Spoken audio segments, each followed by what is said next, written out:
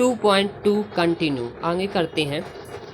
देखते हैं, हमने इतना क्वेश्चन तो कर ही लिया था कि शून्यक हमें प्राप्त हो गए थे कि 2 शून्यक, एक 4 और एक -2 हमें प्राप्त हो गया था। अब हम इसका जो आगे का पार्ट है उसको हल करेंगे।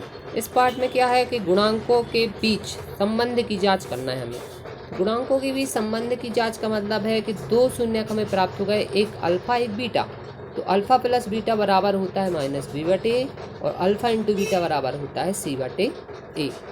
ठीक है, तो मतलब शून्यकों का योगफल बराबर होता है -b/a और शून्यकों का गुणनफल बराबर होता है c/a। शून्यकों का योग बराबर होगा, 2 शून्यक मिले हैं ना हमें, एक 4 मिला है और एक -2 मिला है। तो जब हम इनका योग करते हैं 4 प्लस -2 तो बराबर हमें 2 मिलता है। अब हम देखते हैं कि बहुपद में b का मान क्या है। b का मान -2 है तो माइनस से माइनस कैंसिल हो जाएगा, तो माइनस माइनस का प्लस हो गया। ठीक है, तो कितना मिल गया हमें +2। तो हमें क्या मिला कि शून्यकों का योग बराबर -b/a बराबर है ना इसके, तो ये हमारा सत्य है।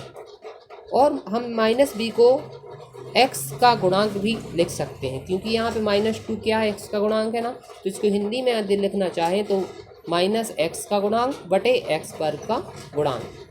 b का मान होता है x का गुणांक और जो a है उसको हम लिख सकते हैं x वर्ग का गुणांक। इस प्रकार हम इसको भी लिख सकते हैं। तो हमने क्या देखा कि शून्यकों का योग जो होता है -b/a के बराबर होता है। अब शून्यकों का गुणनफल देखें तो 2 शून्यकों का गुणनफल इनका गुणा करें तो -8 आता है। और यदि c/a की बात करें तो c का मान क्या है, -8 है। तो -8/a का मान क्या है, 1 है। तो -8/1। ठीक है, -8 को हम अचर पद भी कहते हैं और -8 को हम क्या कहते हैं, अचर पद भी कहते हैं। और a क्या आएगा, a आएगा x वर्ग का गुणांक। अब दूसरा क्वेश्चन हम करते हैं। दूसरे क्वेश्चन में देखिए आप, 4s का वर्ग है -4s है +1 है। तो इसमें हम क्या करते हैं कि 4 का गुणा पहले 1 में करते हैं तो क्या प्राप्त होता है, 4 प्राप्त होता है। अब ऐसी 2 संख्याओं के बारे में सोचिए जिनका गुणा करने पे हमें 4 प्राप्त हो और जोड़ने पर हमें माइनस के 4 प्राप्त हो।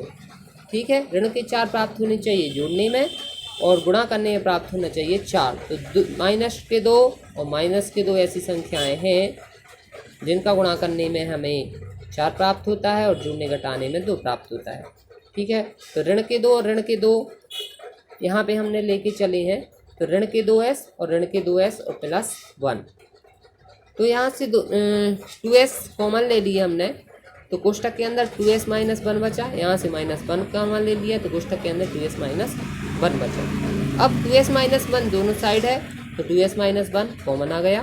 तो एक 2s - 1 आ गया एक कोष्ठक में और दूसरे कोष्ठक में भी 2s - 1 आ गया। अब 4s का वर्ग -4s + 1 का मान यदि शून्य है, किस स्थिति में शून्य है, जब 2s - 1 बराबर शून्य होगा।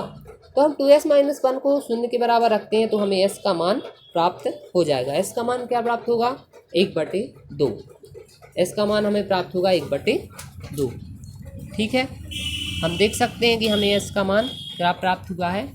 s का मान हमें प्राप्त हुआ है 1/2 प्राप्त हुआ है।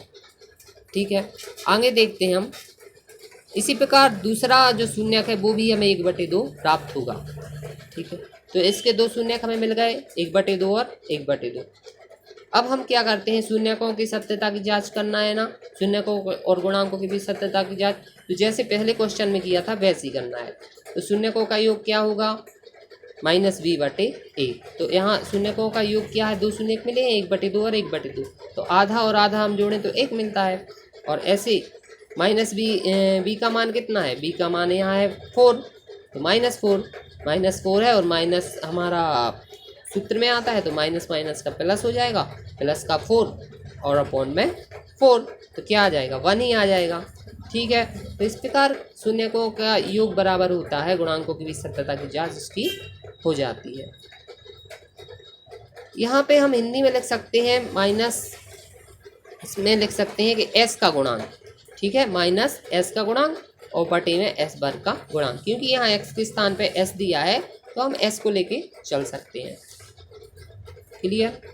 अब हम देखते हैं शून्यकों का गुणनफल। यहाँ शून्यकों का योग की बात हो गई। अब शून्यकों का गुणनफल बराबर होगा सी बटे ए। अब सी बटे ए में देखें शून्यकों का गुणनफल 1/2 गुणित 1/2 जब हम करेंगे तो हमें 1/4 प्राप्त होगा। ठीक है, क्लियर है, 1/4 प्राप्त हो गया बराबर सी बटे ए। सी का मान है 1, ए का मान है 4। ठीक है, तो 1/4 दोनों पक्ष बराबर हैं, अर्थात इसको हम अचर पद भी ले सकते हैं। सी के लिए अचर पद लिख सकते हैं और ए के लिए हम एस वर्ग का गुणांक लिख सकते हैं। हिंदी में अगर आप लोग को लिखना है लिख सकते हैं।